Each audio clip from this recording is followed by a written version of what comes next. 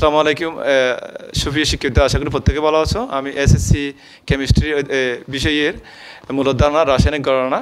আজকে মোলার বিভিন্ন যে তিনটা যে সূত্র আছে, এটা একটির মাধ্যমে কীভাবে প্রমাণ করা যায়, কীভাবে গাণিতিক প্রক্রিয়া এবং এমসিকিউর মধ্যে এবং সৃজনশীলের মধ্যে আসে থাকে, নানা প্রক্রিয়ার মধ্যে আমি তোমাদের সহজভাবের মধ্যে দেখার চেষ্টা করব।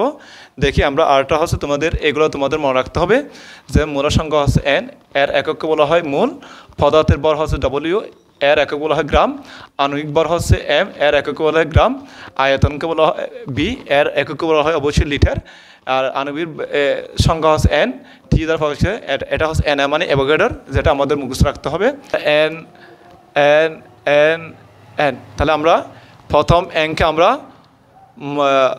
মোলার সংখ্যা অর্থাৎ মূল সংখ্যা বলবো, আর দ্বিতীয় হচ্ছে এটা এন, আর দ্বিতীয় হচ্ছে তারপরে আমাদের ডবল বাই এম, যেটা বলা হয় পদার্থের ভর এবং আণবিক ভর।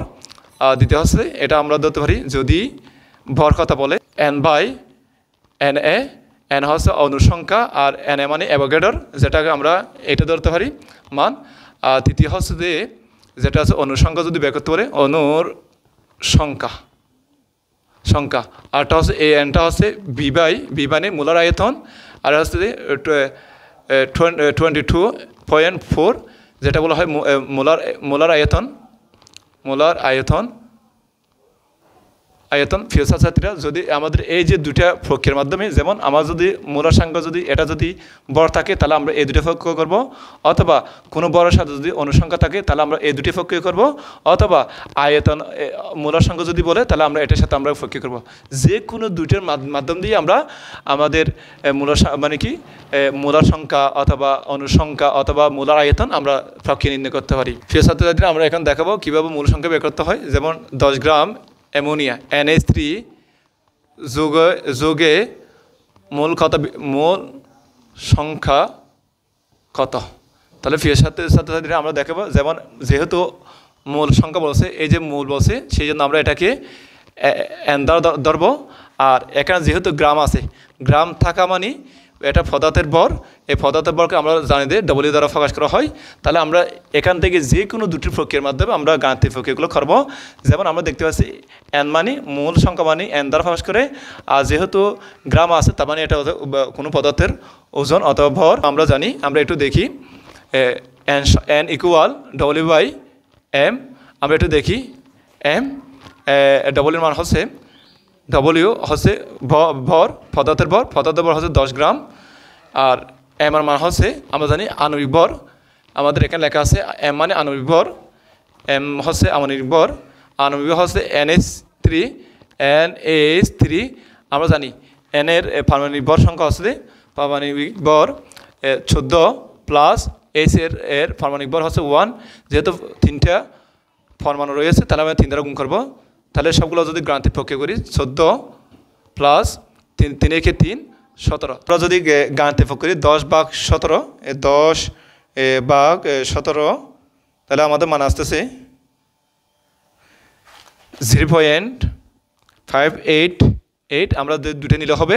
তাহলে এটা এন হচ্ছে একক হচ্ছে মূল, আমরা এভাবে করতে পারি।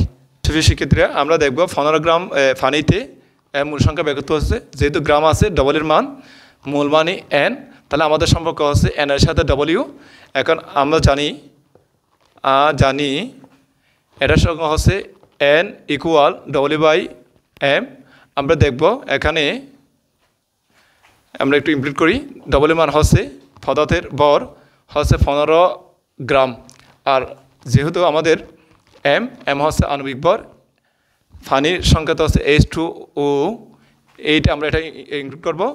এইচ এর ভর হচ্ছে 1, এর পরমাণু সংখ্যা 2 প্লাস অক্সিজেন পারমাণবিক ভর সংখ্যা হচ্ছে 16।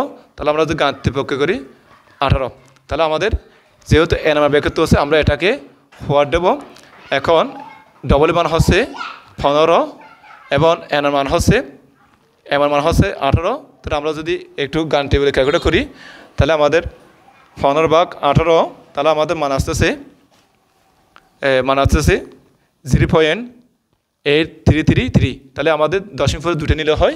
তাহলে এন এর এককই মোলার এককে বলা হয় মোল, এটা অবশ্যই দিতে হবে। এই মূল সংখ্যার সাথে আমরা এনের সাথে সংখ্যা করতে পারি, মূল সংখ্যার সাথে আমরা আয়ের সাথে মানে আয়তের সাথে নির্ণয় করতে পারি। যে কোনো দুটি প্রক্রিয়ার মাধ্যমে আমরা সহজে আমরা নির্ণয় করতে পারি। এইভাবে যদি করো তাহলে তোমাদের কোনো সমস্যা হবে না। মূল সংখ্যা কীভাবে দানা করে, কীভাবে নির্ণয় করতে হয়, এই প্রক্রিয়া তোমরা সহজে বুঝতে পারছো। আজকের আমার এই ভিডিওটা শেষ করে আল্লাহ হাফেজ, আসসালামু আলাইকুম।